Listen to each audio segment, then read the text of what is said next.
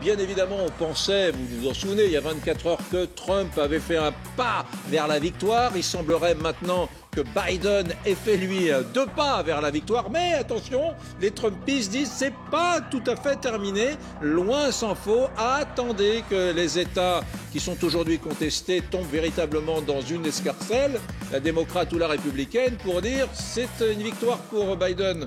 Trump dit ça n'est pas encore perdu, mesdames, messieurs, qu'en pensez-vous? La vraie question qu'on se pose aujourd'hui, sérieusement, c'est est-ce que Donald Trump pourra, compte tenu de ce que nous connaissons de lui, accepter l'idée de la défaite, je ne sais pas, ce soir, demain, après-demain, la semaine prochaine? À mon avis, on n'en est pas là encore. Hein. Vous m'appelez au 01 41 41 10 20, on vous dira tout, et en particulier tous les derniers éléments, puisque même si c'est la nuit aux États-Unis, eh bien, il y a des éléments assez nouveaux qui émergent, donc on vous en parlera. Mesdames, messieurs, Brunet Direct, la deuxième partie, c'est parti.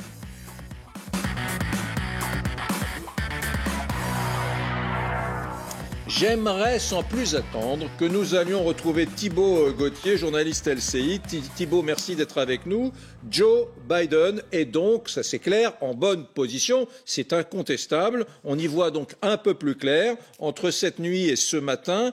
Quels sont les États qui ont fait pencher la balance? Il y en a 2, Eric. Regardez, ce sont les États du Nord, les États des Grands Lacs. C'est le Wisconsin et le Michigan qu'on va pouvoir voir sur cette carte. Le Wisconsin, ici, qui est ici, à peine 1% d'écart, moins de 30 000 voix. C'est là que Donald Trump réclame principalement le recompte des votes. Et puis, il y a le Michigan. Alors le Michigan, il y a à peine plus d'écart, 2%. Joe Biden va remporter cet État. Et à l'image de ce qu'on peut voir en France, il y a une vraie différence de vote entre les villes et les campagnes. Beaucoup de rouge sur cette carte. Le rouge, c'est la couleur des républicains.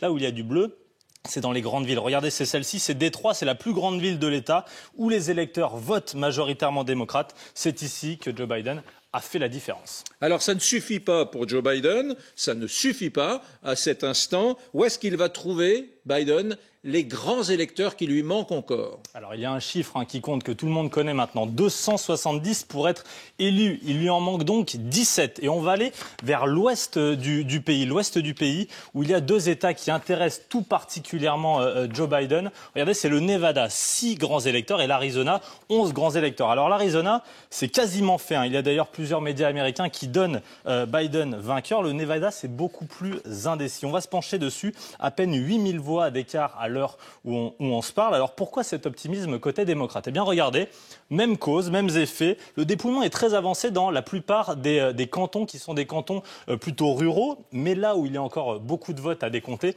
c'est dans ce comté-là. Et ce comté-là, c'est celui de Las Vegas. Et c'est aussi une ville qui vote à gauche. Si la tendance se poursuit, l'écart devrait encore se creuser encore un peu plus entre Biden et Trump. Et donc Biden remporterait cet État grâce à cette ville de Las Vegas qui vote plutôt à gauche. Et si Joe Biden ne gagne pas les 2 États que vous venez d'évoquer à l'instant, Thibault, est-ce que ça veut dire que c'est Trump qui l'emporterait? Et non, loin de là, parce que Joe Biden, il a encore un très bon espoir dans un État qui est la Géorgie. La Géorgie, c'est ici. Alors, pour l'instant, Trump est en avance. Il a 30 000 voix d'avance. Sauf que comme dans les autres États, là où il reste le plus grand nombre de comtés à décompter, justement, eh bien, c'est le comté d'Atlanta. Regardez, toute cette zone en bleu, c'est la grande métropole d'Atlanta, c'est la plus grande ville de l'État. Joe Biden pourrait donc également doubler Donald Trump dans cet État qui compte quand même 13 grands électeurs. Et si on ajoute que l'écart se resserre encore un peu plus dans d'autres États, comme la Pennsylvanie, où Trump était largement en tête, et là, l'écart se resserre à vitesse grand V dans cet État de la Pennsylvanie, autant dire que ça paraît désormais très compliqué pour Donald Trump. Merci Thibault. Vous revenez s'il y a des éléments nouveaux qui peuvent émerger ce matin. Est-ce que d'ailleurs, quelle heure est-il sur la côte Est? Il est 6 heures de moins, oui, 5 heures de moins, 5 heures de moins, 6 heures du matin. Plus personne ne décompte, là on compte. Amy Porter, vous qui représentez qui est porte-parole des Democrats Abroad France, est-ce qu'on décompte toujours là? Non, on a tout arrêté là. Il y a des bureaux qui comptent toute la nuit et d'autres où les gens sont rentrés dormir un peu pour revenir demain matin. Ah, d'accord. Ça, c'est très singulier pour nous, parce que qu'on découvre, nous, Français, qu'il y ait des législations différentes en fonction des États, ça nous épate. Donc il y a un État américain qui accepte encore les bulletins de vote jusqu'au 12 novembre prochain. Donc nous, et puis dans d'autres, non. Donc c'est quand même très singulier pour un Français. On est dans un pays jacobin, tout est centralisé, Paris prend les décisions pour tout le monde. C'est difficile à intégrer. Hein. On pense toujours aux États-Unis comme un grand bloc, mais en fait c'est une fédération de 50 États différents. Oui. Et le vote et le système de vote est régi par chaque État. Donc nous avons 50 systèmes différents. 50 règles différentes. Dans la Pennsylvanie, il faut que les bulletins arrivent avant demain, vendredi. Dans d'autres États, jusqu'à 17 jours plus tard. Et pour tous les Américains à l'étranger comme moi, qui votent par correspondance, et les militaires, 7 jours après la date de l'élection. Je vais prendre Julien, merci beaucoup, vous restez avec nous, je vais présenter mes invités dans un instant. Je vais prendre Julien Cavana, notre médecin neurologue qui est à New York en ce moment, qui s'est levé pour nous très très tôt, c'est tellement gentil, qui est un passionné de médecine, bien évidemment, de neurologie, mais aussi de politique américaine. On a quand même le sentiment, quand on est à un observateur, qu'aux États-Unis, il y a une fracture comme jamais. On a vraiment le sentiment d'une société fracturée. Est-ce que vous, quand vous vous promenez dans les rues de New York, quand vous respirez l'âme américaine dans votre quotidien, est-ce que vous avez ce sentiment d'une fracture telle qu'il y en a rarement eu aux États-Unis ? Oui, alors il est 5 heures du matin ici. Hein. New York se réveille peu à peu. Mais pour répondre à votre question, non, on n'a absolument pas cette impression-là. Tout simplement parce que, comme votre chroniqueur venait bien de le montrer, il y a de telles différences. Nous vivons tous, les Américains en tant que nous sommes, tellement séparés en fin de compte les uns des autres, que vous avez un sentiment de grande homogénéité finalement dans les villes. Et très probablement dans ces zones rurales ou un peu plus périurbaines, sans doute il y a aussi cette homogénéité et il y a finalement très peu d'endroits où il y a cette confrontation entre ces qui n'est pas tout à fait à égalité, mais avec le système des grands électeurs donne l'impression de quasiment à égalité. Qu'est-ce que vous direz à vos amis ce matin lorsque vous prendrez votre café au bureau en allant travailler dans votre unité de soins dans l'hôpital où vous travaillez? Vous leur direz c'est cuit pour Trump ou Trump a encore une chance? Biden va gagner ou Biden n'a pas encore gagné? Qu'allez-vous dire dans les minutes qui viennent? Vous savez, il y a quand même un sentiment de déception parce que après 235 000 morts, après hier, vous savez, on a eu une journée à 100 000 contaminations Covid. Tous les gens qui ont été en unité Covid comme moi, qui ont vécu cette crise au quotidien et qui la vivent encore d'une certaine façon, on a un peu quand même l'impression d'une grande déception parce qu'on s'attendait à une vague bleue, à un rejet de l'électorat de Trump. Et donc, le paradoxe, c'est que l'Amérique démocrate a un peu l'impression d'avoir perdu, alors que finalement, elle s'apprête à gagner sur le fil, sans doute. Oui. Oui, Françoise Degois, d'accord avec ça? Non, pas du tout. Ah, pourquoi? Je suis pas du tout d'accord avec ce qui est dit. J'entends ce que vous dites, mais c'était peut-être valable hier dans les commentaires, ça. Mais on est en train de réaliser une chose. On a tous foutu à la baille. Moi, j'ai mis vraiment symboliquement tous les sondeurs américains. Je les ai jetés dans le Potomac ou l'Hudson, si vous préférez New York ou Washington. Mais en réalité, peut-être qu'à la fin des fins, ils n'auront pas vu si mal que ça. Parce que je regarde le vote populaire, qui ne compte pas aux États-Unis, qui n'est pas un instrument politique, mais qui est une vraie indication. À l'heure où nous parlons, on est à 89% de bulletins dépouillés, je parle sous votre contrôle, il y a déjà 4 millions de plus de voix pour Joe Biden. Ça veut dire que les gens ont voté aussi contre Trump, pas forcément pour Biden. Je ne pense pas qu'il y ait une grande adhésion. Ouais. Donc attention. Jamais un candidat démocrate n'aura recueilli autant de voix. N'aura recueilli autant de voix dans l'histoire des États-Unis, plus encore qu'Obama. Pardon, mais il a augmenté son nombre de voix. Y compris pour Trump, parce qu'on Trump, mais Biden il a fait 3 ou 4 millions de voix en plus. Mais Biden est au-dessus d'Obama, alors qu'il n'y a rien de comparable avec. Deuxième point, le suspense, c'est un vrai faux suspense. A priori, le Nevada va tomber, a priori, l'Arizona c'est fait. Donc, si en plus de ça, Biden gagne la Pennsylvanie, par exemple, 13 ou 10 électeurs, ça veut dire qu'on ne va pas avoir forcément une victoire étriquée du candidat démocrate à 270, 271, mais s'il passe la barre des 300 grands électeurs ou des 280, ça sera faux de dire fondamentalement et factuellement faux de dire qu'il n'y a pas eu, si ce n'est une vague, au moins un élan global. C'est ce que je veux dire sur attention aux mots qu'on emploie. Hier, c'était tout à fait valable en disant oh là là, c'est affreux. Et parce qu'on est dans l'analyse facile, c'est génial. Finalement, les Américains, ils aiment Trump. L'Amérique est divisée. Il va falloir regarder. Trump améliore chez les femmes, mais Biden améliore chez les hommes blancs, classe moyenne, des villes et du périurbain, alors que c'était l'électorat de Trump. On dit Trump, dans cette facilité, il a compris le peuple et les démocrates sont des horribles technocrates. Mais qu'est-ce qu'il est en train de gagner là? Il est en train de gagner la Rust Belt. Avant que ce soit les Grands Lacs, Michigan, c'est la Rust Belt.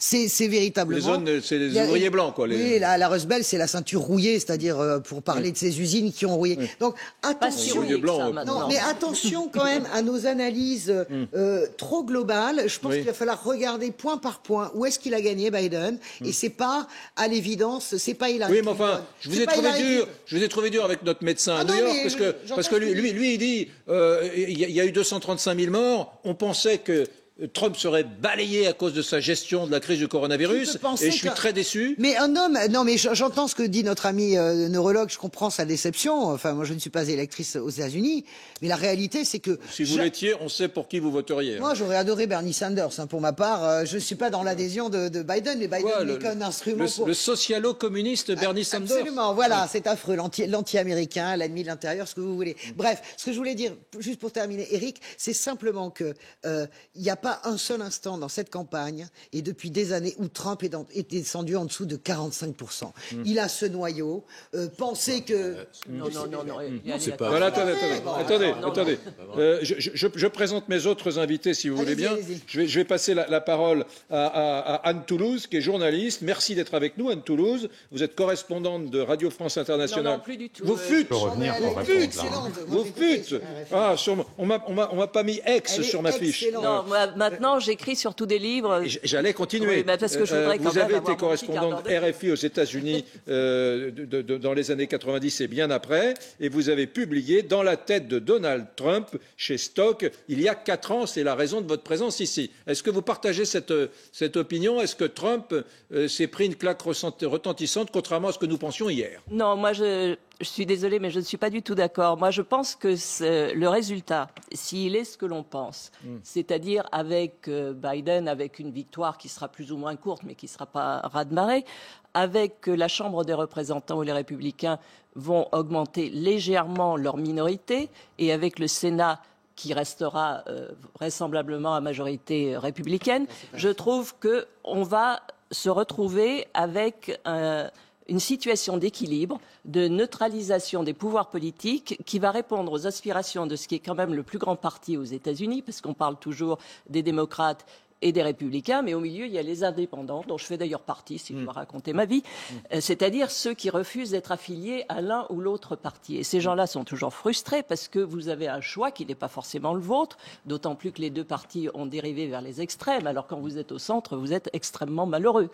Donc là, si on trouve un équilibre des pouvoirs, je pense que tous ces gens qui sont au centre seront très contents parce que ça neutralisera les excès dans un bord comme dans l'autre, et on aura l'impression que quelque part, l'Amérique n'est pas coupée en deux. Parce que moi, je pense que l'Amérique, elle est peut-être coupée en 3. On écoute toujours ceux qui sont aux extrêmes, c'est-à-dire ceux qui se manifestent, ceux qui sont vraiment actifs dans un parti. Mais moi, j'habite à Arlington, qui est à la limite, qui est en Virginie, de l'autre côté du Potomac. Vous avez le DC et puis vous avez le Maryland.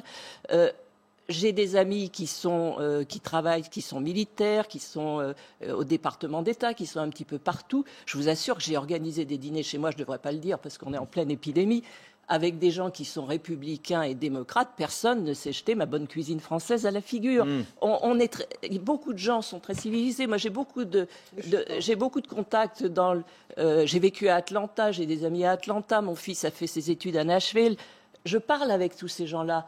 Et je vous assure qu'on n'est pas à couteau tiré. Alors c'est toujours évidemment, on ne parle jamais des trains qui arrivent à l'heure, pour employer la formule consacrée. Donc on ne parle jamais des gens qui n'ont qu'une envie, c'est de calme et surtout qu'on règle le grand problème aux États-Unis, qui est l'équilibre entre la politique sanitaire et la politique économique, parce qu'il ne faut pas oublier non plus que même si la politique sanitaire inquiète, vous avez l'autre moitié du pays, et je pense que c'est une grande motivation de vote de ceux qui ne sont pas très engagés, qui voudraient quand même que le pays rouvre, parce que les États-Unis ne sont pas un pays qui peuvent se permettre de fermer. Voilà. Très intéressant à Toulouse, vous restez avec nous. Donc vous... Non, je n'avais pas l'intention. Non, mais vous vivez aux États-Unis l'essentiel de votre temps, vous êtes à cheval entre les deux. Je viens en France régulièrement pour me faire confiner. D'accord. Oui, bon. Bravo. Bon, dans un instant, Amy Porter, porte-parole, je vous l'ai déjà présenté, des démocrates Abroad France, pardon pour mon accent pourri, et William Tay, président du think tank Le Millénaire. William, quand même, Trump a amélioré ses votes, la proportion de ses votes chez les femmes noires, les hommes noirs, il y a des statistiques ethniques aux États-Unis, les femmes latinas et les hommes latinos. Donc il a plutôt, assez paradoxalement, et d'une manière générale, il a augmenté de plusieurs millions son nombre de votes en valeur absolue par rapport à 2016. Alors sur le vote, c'est normal en fait que les deux candidats ont augmenté parce que la participation a augmenté. Voilà. Du coup, par conséquent, les Merci William de cette honnêteté. Vous me renvoyez à mes chères études. Je l'invite dans mon émission. Il me ridiculise. Non, mais c'est une provocation naturelle. C'est surtout pour revenir sur la question de Biden. Ouais. Quand on dit que Biden a fait mieux qu'Obama, ce n'est pas vrai. Parce que quand on prend les sondages, et nous c'est pour ça qu'on avait mis un pronostic qui était très serré. Factuellement, c'est vrai. En masse de voix, c'est vrai. Pardon William. Laissez-le parler. Parce que Joe Biden, dans les sondages, il y a encore une semaine, était annoncé entre plus 8 et plus 12. Non, mais on s'en fout des sondages. S'il faisait plus 8 ou plus 12, il aurait fait mieux que Barack Obama en 2008, ce qui n'est pas vrai actuellement, parce que les sondages sont très serrés. Et en fait, quand on regarde État par État, et donc du coup, je vous rejoins. Vous parlez des sondages, William. Laissez William Tay exercer son droit à la liberté d'expression. C'est venant de vous, surtout. Liberté d'expression. Quand on regarde État par État, en fait, dans la Rust Belt, notamment, tout se joue entre 10 000 et 30 000 voix pour l'instant. C'est énorme. Dans les États de Géorgie, dans les États d'Arizona et dans les États de Nevada, pour l'instant, c'est too close to call. Ça veut dire qu'en fait, les écarts sont tellement serrés qu'on est incapable de prédire qui va gagner. William, j'ai une question. J'ai la question à 100 000 euros. J'ai la question à 100 000 euros. Je continue. C'est la Floride en 2000, c'est 500 voix d'écart. Je continue. Laissez-le. Mais arrêtez de l'agression. Vous allez vous retrouver très embêté sur le plan juridique. Et je prends un autre élément, c'est que CNN ce matin a dit que l'écart dans l'Arizona pourrait se retourner en faveur de Trump, ce qui bouleverserait complètement l'élection. Ce n'est pas moi qui le dis, c'est CNN quand même qui est plutôt favorable à Joe Biden. Donc on pourrait arriver à une situation, en fait, in fine, où l'un des deux camps gagnerait de justesse. Moi, c'est ce que je vois. Et il y a une possibilité qui est non négligeable, qu'on arrive à une égalité. Attendez. Il y a Est-ce que Trump pourrait gagner selon vous? D'égalité. Trump peut encore gagner? Évidemment.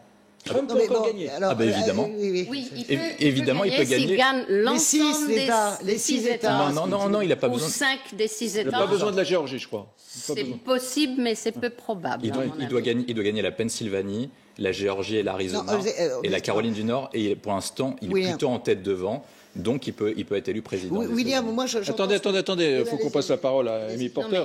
Il a actuellement, d'après ce que j'ai vu ce matin, Trump a encore 3 voix pour dépasser les 270. Biden en a 5. Et il y a une situation où ils arrivent à l'égalité, qui serait une situation cauchemar que personne ne souhaite. Qu'est-ce qui se passerait en pareille circonstance s'il y avait 269 et 269 représentants? Ça part à la Chambre des représentants. Et même en dépit du fait que la Chambre des représentants est aujourd'hui contrôlée par les démocrates, le vote se fait par délégation en nombre d'États. Donc ça serait les républicains qui choisiraient le président. Donc nous, les démocrates, on ne souhaite pas ça comme dénouement. Mais un petit mot sur ce que vient de dire William. L'écart actuellement dans le Wisconsin et le Michigan, si vous les prenez ensemble, l'avance de Biden dépasse l'avance que Trump avait fait en 2016. Bien sûr, donc arrêtons de dire que c'est un tout petit... Voilà. Trump avait gagné 10 000 voix, Biden en a 30 000 ou 40 000 d'avant. Et un dernier mot sur le Sénat. Si les 2 candidats pour Sénat dans la Géorgie passent au 2e tour au mois de janvier, et s'ils gagnent, il y aura 50-50 dans le Sénat. Est-ce que je peux dire un truc, quelque chose à mon ami William? Petit 1, parler d'écart très faible, c'est une erreur fondamentale. Quand vous êtes à 35 000 voix d'avance sur le Michigan, ça n'est pas un écart faible. Nous sommes tous les deux, pardonnez-moi de vous le dire, nous sommes tous les deux des spécialistes de la politique et c'est valable pour la France. 35 000 voix d'avance dans un État, c'est comme dans une circonscription, ça n'est pas un... Mais c'est pas pareil. Une circonscription, c'est 150 000 habitants. Un État, c'est 5 millions d'habitants. Non, mais on peut pas... Mais alors, 5 millions d'habitants... Le Michigan, c'est bien plus que ça. Non. C'est bien plus que ça, oui. Mais c'est 5 millions d'électeurs. 35 000 voix, ça n'est pas un petit écart. C'est pas la Floride en 2000. On voit bien la stratégie de Trump, mais il a le droit d'ailleurs de vouloir créer des 5 ou 6 petites Florides en faisant des recours, etc. Mais là-dessus, je pense qu'on peut s'entendre sur l'idée quand même que...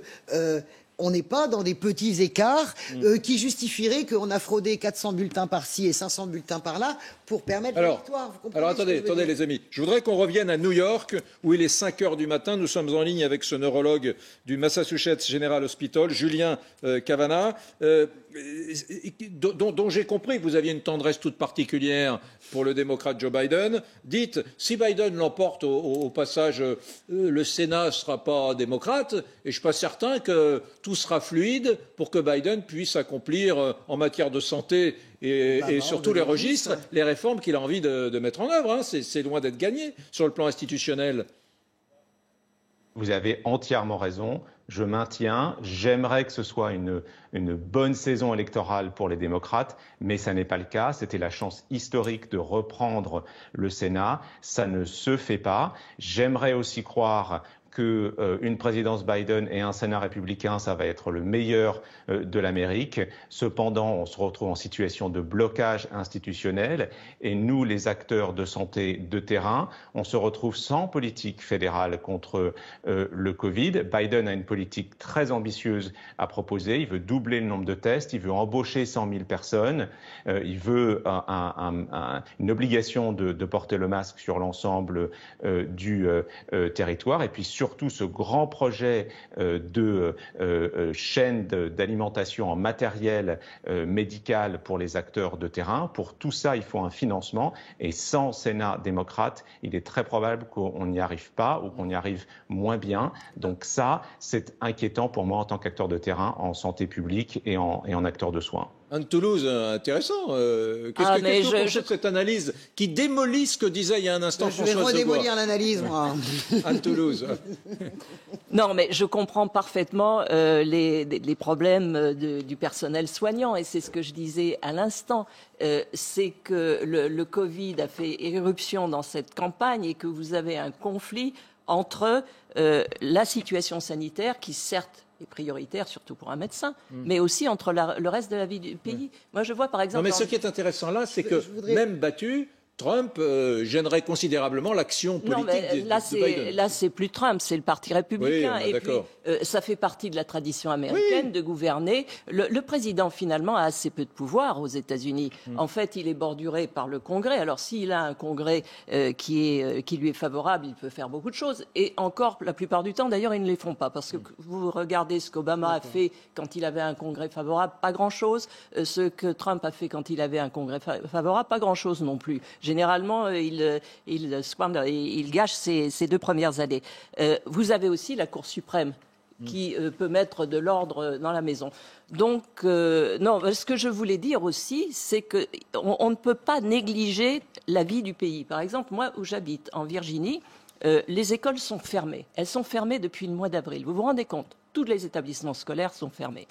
Et dans cet État qui est démocrate, on nous annonce qu'elles ne seront peut-être pas rouvertes avant le mois d'août prochain. Moi, je n'ai plus d'enfants d'âge scolaire, donc je me contente de contempler ce désordre qui est fait non pas de l'État fédéral, mais de l'État de Virginie, dans lequel je vois des enfants au coude à coude dans les parcs que je vois de ma fenêtre, et où je vois des enfants traîner dans la rue aussi, et des adolescents traîner dans la rue, parce qu'on a décidé que la politique sanitaire exigeait que ces enfants n'aillent pas à l'école. Alors là, je pense que c'est ce que l'Américain moyen, il cherche un équilibre, il comprend bien qu'il faut mettre beaucoup de moyens dans la santé, que ce serait bien dans un monde idéal. Mais on ne peut pas négliger le reste du pays, parce que même si la santé marche bien et que vous avez des gens modestes qui sont par exemple latinos, qui ne parlent pas bien anglais, dont les enfants ne vont pas être scolarisés pendant 1 an, qu'est-ce qu'on fait ? Et là, vous avez ce mouvement qui n'est pas forcément ni fasciste, ni malfaisant, C'est rouvrons le pays. Rouvrons le pays. Il faut trouver cet équilibre. Je voudrais ordre et liberté. Non, je vous donne la parole. Allez, un petit mot alors, d'accord. Un petit mot à notre ami neurologue. J'entends tout à fait ce qu'il dit. D'abord, c'est pas la première fois. Obama 2010 réélection, il a le Sénat contre lui. Par ailleurs, Joe Biden, 47 ans, il a passé au Sénat. C'est quelqu'un qui sait passer des accords. Oui. Vous n'imaginez quand même pas qu'avec, il a déjà annoncé dans son gouvernement, s'il est élu, on met tous les bémols, qu'il aurait des secrétaires d'État républicains. Biden, son travail va être de réconcilier ou de tenter d'essayer de réconcilier la politique. C'est pour ça que je ne crois pas au scénario catastrophe d'un Sénat. D'abord, c'est pas du tout gagné que les Républicains aient la majorité au Sénat, mais d'un Sénat qui bloquerait systématiquement le travail de Joe Biden, parce que la réalité, c'est que les Républicains, c'est pas Donald Trump, et que parfois même Donald Trump gêne les Républicains, et que si Donald Trump sort du devant de la scène, je pense qu'il y aura des moyens de négocier, avec en plus la personnalité de Biden, qui est une personnalité qui n'a rien à voir avec Hillary Clinton, qui est quelqu'un qui est proche de la classe moyenne, le petit gars de la classe moyenne. Donc je crois que ce scénario catastrophe, je le dis, peut-être je me trompe, si Biden est élu, n'arriverait pas des Républicains qui systématiquement balayeraient Biden. Ils ont compris aussi, les Républicains, ils ne sont pas fous, qu'il faut réparer l'Amérique. Merci, je vous passe la parole dans une petite seconde. Promis, Amy Porter, porte-parole des démocrates en France. Dans un instant, on sera avec Jean-Éric Brana, que vous connaissez bien, spécialiste des États-Unis, qui m'avait dit il y a quelque temps, cette fois-ci, Trump ne passera pas. Le prophète Jean-Éric Brana sera avec nous. Et vous également, mesdames, messieurs. 01 41 41 10 20, à tout de suite.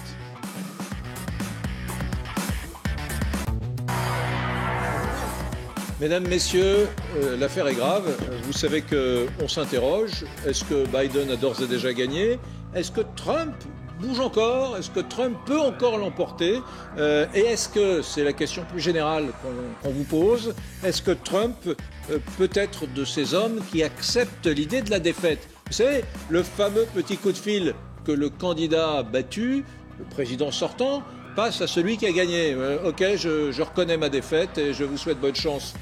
Est-ce que Trump va faire ça? Est-ce qu'il peut faire ça, mesdames, messieurs? Allez, pour commencer, je souhaiterais vous montrer Joe Biden qui, après une longue nuit de dépouillement, a repris la parole. C'était cette nuit pour nous, Français. Et maintenant, après une longue nuit de dépouillement, il devient clair que nous gagnons suffisamment d'États pour obtenir 270 grands électeurs et gagner la présidentielle. Je ne suis pas là pour vous dire que nous avons gagné, mais je suis là pour vous dire qu'une fois le décompte terminé, nous pensons que nous serons les vainqueurs. Bon, derrière cela, le président Donald Trump, qui est toujours président des États-Unis, a tweeté: nous revendiquons pour le vote électoral sur la Pennsylvanie, la Géorgie et la Caroline du Nord, où nous avons une grande avance. Nous revendiquons le Michigan. Il y a eu un grand nombre de bulletins de vote jetés secrètement, comme cela a été largement rapporté, écrit-il. Donc voilà, il revendique des victoires et en même temps il dit il y a eu triche. Et puis un autre tweet, un second tweet un peu plus tard: nos avocats nous ont demandé un accès significatif, mais à quoi bon? Alors là, c'est un tweet un peu dépressif d'un Trump qu'on connaît peu. Il dit: le mal est fait envers l'intégrité de notre système et à l'élection présidentielle elle-même. C'est de tout cela dont il devrait être question. On a ce tweet, Jean-Éric Brana, là, qui nous a rejoint, grand spécialiste des États-Unis. Ce tweet, c'est un tweet dépressif, quoi. On n'a pas l'habitude de le voir comme ça, Trump. Mais on l'a déjà vu. C'était pas un tweet, mais c'était une parole. C'était en 1960 et c'était Richard Nixon qui avait déclaré: on a gagné, mais on nous a volé l'élection. Et on a l'impression que ce tweet est exactement la réponse, quelques années après, de Donald Trump, qui s'inscrit quand même beaucoup dans les pas de Nixon, je trouve, depuis 4 ans. Oui. Dans les pas de Nixon. Ah, de Nixon. Ah, il y a des ressemblances entre... On a une campagne de la loi et l'ordre qui ressemblait à celle de Nixon. Il y a un côté un peu exubérant que je retrouvais également chez Nixon. Et puis ça se termine à peu près de la même façon. On parlait de fraude en 1960. Alors Nixon, il est présent plus tard, mais il avait eu cette défaite face à Kennedy dans lequel... Pour nous, Français... il y a des républicains respectables et il y en a d'autres avec lesquels on n'a pas envie de partir en week-end. Je sais pas, on aime bien Reagan et Nixon, nous. Mais enfin, Trump, ça m'étonne presque que vous fassiez un parallèle entre ce Nixon, qui est un homme qui a une vraie épaisseur intellectuelle, et puis Trump. Il ressemble plus à Ronald Reagan qu'à Richard Nixon, quand même, Donald Trump. C'est un mélange, en fait. Parce qu'il s'est inspiré très clairement de Ronald Reagan. Donald Trump, il faut quand même le dire, vous l'avez dit aussi, il a réussi à provoquer dans les dernières semaines, à travers tous ses meetings, à resserrer l'écart et en tout cas à cristalliser sa base pour espérer l'élection. Et il y aura une conséquence. On l'a déjà vu en Arizona. Il y a des militants armés de Trump qui arrivent devant les bureaux de vote. Donc on peut arriver à un scénario de guerre civile. De toute façon, les deux camps estiment avoir gagné. Joe Biden estime avoir gagné largement et Donald Trump estime avoir gagné largement. Donc ce qui peut se passer dans les prochaines semaines, il y a plusieurs États qui ne vont pas se prononcer avant plusieurs semaines. La Caroline du Nord avant le 12 novembre. La Pennsylvanie, on n'aura pas le résultat complet avant une semaine à peu près, ou en tout cas avant la fin de la semaine. En Géorgie, ça va être contesté, comme dans le Wisconsin. En Arizona, c'est en train de se retourner avec une incertitude. Et le Nevada va compter ce soir. Donc on pourrait conduire à une forme de tension qui est maximale et avoir véritablement deux Amériques qui s'opposent l'une à l'autre, avec d'un côté le champion de l'Amérique déclassée et l'autre Joe Biden, le champion des métropoles. Est-ce que d'ailleurs, puisque vous parlez de lutte, de guerre civile, sur le registre de la contestation, je voudrais vous faire écouter deux choses. D'abord, Rudy Giuliani, c'est ça, ou Giuliani? Giuliani, oui, qui est l'avocat de Donald Trump. L'ancien maire de New York. C'est l'ancien maire de New York.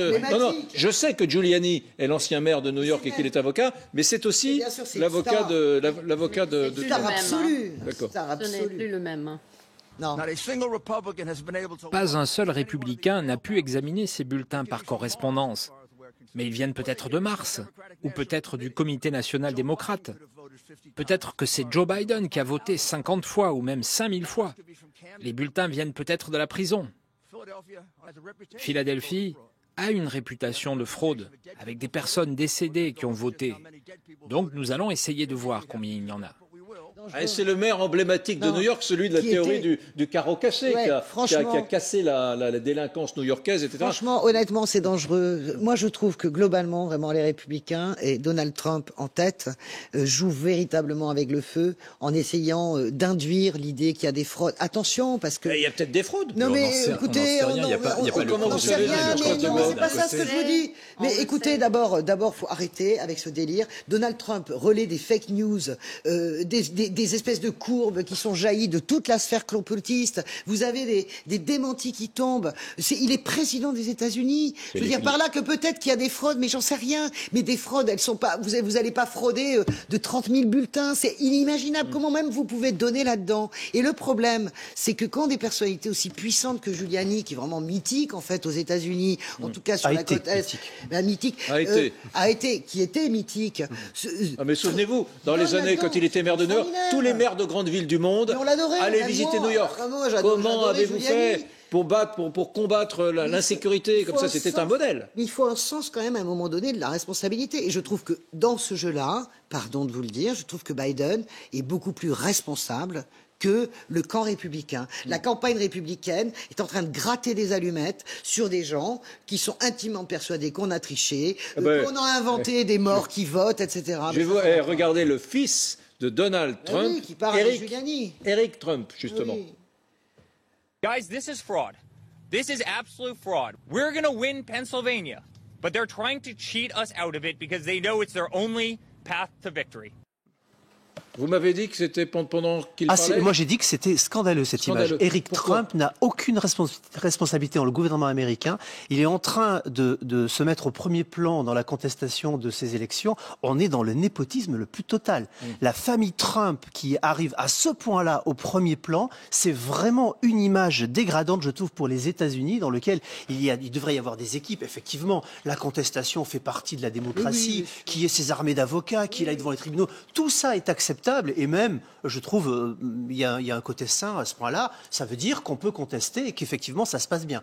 En revanche, quand on voit à ce point-là la famille Trump qui se met au premier plan, ça fait république bananière. Pardon, mais l'image des États-Unis là-dessus, elle est vraiment écornée. Je voulais répondre également, à propos de la guerre civile. J'ai entendu des propos tout à l'heure qui me semblent tout aussi scandaleux, je dois le dire. On ne peut pas parler de guerre civile actuellement aux États-Unis. Le droit à manifester est un droit sacro-saint, protégé par le premier amendement de la Constitution. Moi, je fais une vraie différence entre manifestations qui, pardon, sont quand même pacifiques, même en Arizona, même si les gens sont armés, même si on a l'impression qu'il y a une pression et que ça fait peur, ça reste de la manifestation. Il n'y a pas eu d'envahissement des bureaux de vote, il n'y a pas eu de menaces ou d'attaques physiques. De là à parler de guerre civile, pardon, mais la guerre civile, c'est autre chose. Je crois qu'il faut faire attention avec les mots. On l'entend un peu trop sur les plateaux et c'est un peu trop soufflé sur les braises et je crois que c'est très dangereux. J'ai pas dit qu'il y avait une guerre civile. Si, vous avez dit tout à l'heure et franchement, j'attendais le moment de vous répondre. J'ai dit qu'on avait un climat de guerre civile, ce qui est complètement différent. Ah mais il n'y a pas de climat de guerre civile. Je suis désolé, il est dans votre parole. Le vote s'est déroulé de façon complètement calme. On a vu des files devant les bureaux de vote avec des républicains et des démocrates. Même rigoler entre eux. Mais oui, bien sûr. Et ça s'est très bien passé. Mais pas parler de guerre civile. Apparemment, vous n'avez jamais rien lu sur les guerres civiles. Il y a eu des manifs. Alors, si je reprends. William Tay, vous répondez ensuite. Amy Porter. Si je reprends tout ce qui a été dit depuis quelques minutes, en gros, on a le camp du bien, c'est Joe Biden. Mais non, mais arrêtez avec. Vous l'avez déjà sorti tout à l'heure. Laissez-le parler. Non mais c'est quand même fantastique. À chaque fois que j'essaie de débuter une phrase, vous m'interrompez. À chaque fois que je mets un argument qui pourrait atténuer ce que vous dites, vous me criez dessus. C'est pas possible de débattre dans ces conditions. Vous parlez. Tout à l'heure, je parlais de climat de guerre civile. Vous êtes en train de l'engendrer petit à petit. Donc laissez-moi finir. Donc d'une part. Vous entendez quand même. D'une part, premièrement, moi ce que je dis, c'est qu'il y a un climat de tension, mais on l'a vu tout au long de la campagne. On l'a même vu tout le soir devant la Maison Blanche. Pourquoi est-ce que des policiers, on avait même éventuellement des forces blindées qui arrivaient devant la Trump Tower, devant la Maison Blanche, s'il n'y avait pas un risque de climat de guerre civile? Pourquoi est-ce que Washington DC a mis un dispositif qui était similaire à ce qu'on avait en France, aux Champs-Élysées, en France, au moment des Gilets jaunes? Pourquoi est-ce qu'on avait ça? Ça veut dire qu'il y a un climat. La ville de Washington est complètement fermée, les boutiques fermées, les rideaux de fer baissés. Moi, c'est pour ça que je dis que si par cas il n'y avait pas un climat et s'il n'y avait pas de risque, les autorités ne prendraient pas de telles mesures. Les Gilets jaunes, c'est pas une guerre civile, William, c'est des tensions sociales. Ah mais on joue pas sur les mots, hein. Attends, parce que la guerre civile. On ne peut pas comparer ce qui se passe en France avec ce qui se passe aux Gilets jaunes, c'est pas la guerre civile. Non, les Gilets jaunes. Je souhaite pas aux États-Unis de connaître l'équivalent à l'échelle nationale de ce que nous avons vécu avec les Gilets jaunes. Parce que vous avez raison, c'est pas une guerre civile, mais enfin, c'est une guérilla urbaine. Les États-Unis ont déjà connu ça dans les années 60, pardon, mais il y avait de vraies protestations aux États-Unis. Là, on avait un climat de guerre civile avec des morts. C'est ça un climat de guerre civile. Je m'excuse, mais vous avez un seuil de tolérance qui est quand même très très bas. Parce qu'à partir où les gens manifestent et qu'il y a des forces de police en face, vous parlez de guerre civile ou de climat de guerre civile, je crois réellement... Mais vous disiez qu'il ne fallait pas interrompre et vous êtes en train de le faire. Amy Porter. Pardon, mais c'est pas raisonnable. Dans un instant, on sera avec Didier qui m'appelle. Il y a beaucoup d'appels au 41 41 10 20. Amy Porter. Est-ce qu'il est concevable que la transition, dans l'hypothèse où Joe Biden l'emporte, que la transition s'opère bien, calmement, sans violence? À la fin, ça vous semble possible, ça? Ça dépendra de l'attitude de l'administration Trump. Mais je voudrais revenir 2 minutes sur Rudy Giuliani. Qui peut reconnaître aujourd'hui l'homme qui est devenu Rudy Giuliani par rapport à ce qu'il était dans les années 80 à New York? C'est un homme qui vient de faire une interview de 30 minutes à la chaîne Russia Today. C'est lui qui était derrière toutes les magouilles avec l'Ukraine qui ont eu comme résultat le procès en destitution de Trump, qui vient de se retrouver en position très très compromettante dans le dernier film de Borat de Sacha Baron Cohen. Cet homme est méconnaissable. De dire qu'il y a des bulletins qui viennent de la Lune, non mais franchement, arrêtons. Je voudrais dire deux mots sur la fraude électorale. Quand Trump est arrivé au pouvoir, il a commencé à dire qu'il y avait fraude déjà pour l'élection où lui-même était élu. De 2016. Donc il a mis en place une commission pour investiguer la fraude électorale aux États-Unis. La commission a été arrêtée pour faute de découverte. Il y a zéro fraude. Vous avez 5 États dans l'ouest des États-Unis qui votent à 100% en bulletin par correspondance depuis 20 ans. Des milliards de bulletins renvoyés. Ils ont trouvé 12 cas de fraude. Ça fait 0,607%. Arrêtons, il n'y a pas de fraude électorale aux États-Unis. Ça n'existe pas. C'est un fantasme du camp Trump. On va prendre Didier, pardon. 01 41 41 10 20. Je salue l'arrivée de Didier qui m'appelle de Montpellier. Mon cher Didier, bonjour. Bonjour. Merci d'être avec nous. On est ensemble par Skype. Vous connaissez les États-Unis? Vous y avez vécu? 40 ans. Je suis arrivé sous Carter et je suis parti en 2017 sous Trump. Sous Trump, oui. Ah oui, d'accord. Vous faisiez quoi là-bas? J'étais tour opérateur et je vendais la France comme destination touristique. J'ai pas compris. Il vendait la France comme destination. Il était tour opérateur. Tour opérateur, j'avais pas compris. Très bien. Est-ce que vous qui connaissez bien l'âme américaine, alors, mon cher Didier, est-ce que Trump acceptera sa défaite si c'est confirmé, si ça se confirme? J'aimerais mettre un peu de ton joyeux, m'appelant ma joie de mon nom de famille, par rapport au débat.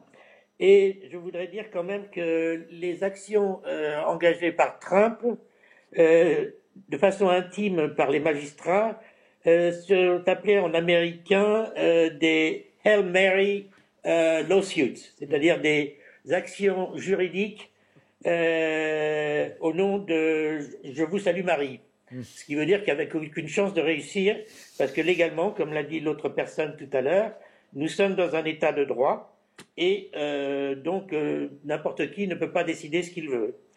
D'un autre côté... Alors attendez, premier point, bougez pas. Hein. Est-ce que c'est vrai ça, Jean-Éric Brana, que sur le plan juridique, les actions enclenchées par Donald Trump, ce que dit Didier là, ont peu de chances d'aboutir? Oui, ou on part sur des années de combat, ou est-ce que les cours statueront rapidement? Non, c'est une très bonne remarque. C'est vrai que le fondement juridique va devoir être sacrément consolidé, parce que pour l'instant, on ne le voit pas. Comment il pourrait intervenir auprès de la Cour suprême. On voit comment il peut intervenir auprès des cours des États. Rappelons en 2 mots que les élections sont décentralisées aux États-Unis. Ça veut dire que le juge du contentieux, c'est le juge de l'État. Et ensuite, on peut éventuellement faire un appel à la Cour suprême. Aller devant la Cour suprême directement, ça voudrait dire qu'il y a une action contre l'ensemble des intérêts des Américains. Pour l'instant, on ne le voit pas. D'accord. Didier, je vous rends le micro. Vous êtes américain, vous avez voté, vous?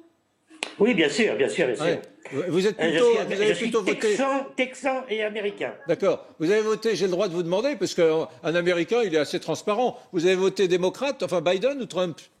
Biden. Biden, d'accord. Ok, donc je vous ai interrompu, continuez. Excusez-moi de faire cette remarque, mais en tant que Français, c'est vrai que j'ai du mal à comprendre les grands électeurs, même en 40 ans, et que j'ai voté pendant tout ce temps-là démocrate, et que tout le monde m'est passé sous le nez, parce que Houston était à majorité démocrate et le Texas à majorité texane. Bon, Didier, je vous ai interrompu, vous avez parlé d'abord des actions Vierge Marie, là, des actions judiciaires qui n'aboutiraient pas. Qu'est-ce que vous vouliez dire d'autre, mon cher Didier?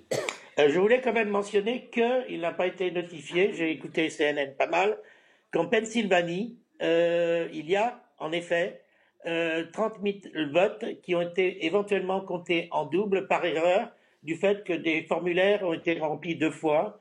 Ils s'en sont rendus compte, ils vont les recompter et ça devrait être le résultat devrait être corrigé d'ici demain soir. D'accord, ça c'est intéressant. Pennsylvanie, vous saviez ça, Jean-Éric Brana? Ça voudrait dire que c'est une erreur, entre guillemets, qui serait au bénéfice de Trump, de Biden ou de... on ne sait pas?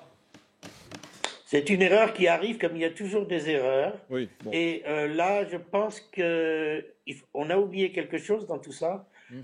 C'est le courage et le mérite des équipes qui ouvrent les enveloppes. Ils ne comptent pas les votes. Ils ouvrent les enveloppes, les votes sont scannés ensuite et qui travaillent des chiffres de 12 heures. Et ces gens-là sont des vrais héros américains.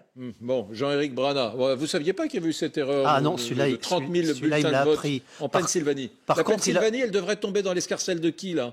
Elle devrait tomber dans l'escarcelle de Biden, mais ce sera demain soir, pas avant. Hein. Mais alors, il y aura combien de représentants du Parti démocrate alors au Congrès Ça n'a rien à voir avec le Congrès, là, on est sur la présidentielle.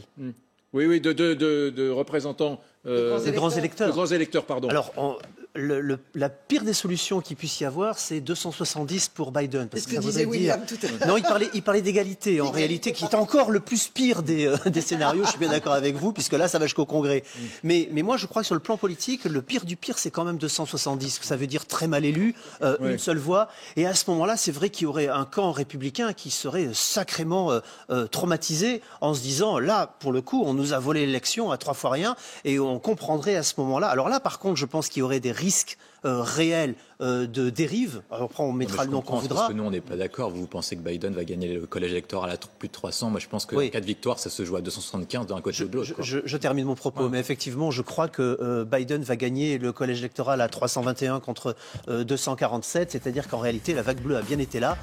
Biden a bien fait une vraie victoire. Seulement, elle a été à rebondissement, donc on ne l'a pas vue d'un coup.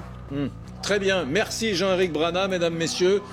On saura ça quand? Demain, pas aujourd'hui. On saura si jamais on se plante. Hein. On saura la victoire de Biden dès ce soir, normalement. Pour William. Ça se dit ce soir. Bon, merci beaucoup. Petit pronostic, vous dites 321 victoires. Vous, William Tay, vous continuez à croire que c'est possible pour Trump? Je pense que Donald Trump, in fine, sera réélu président. J'ai pas dit comment, j'ai dit qu'il sera réélu président. Très bien. Mesdames, messieurs, l'information continue sur LCI. Dans un instant, vous avez rendez-vous avec Adrien Borne. Rendez-vous demain, 10h. Salut.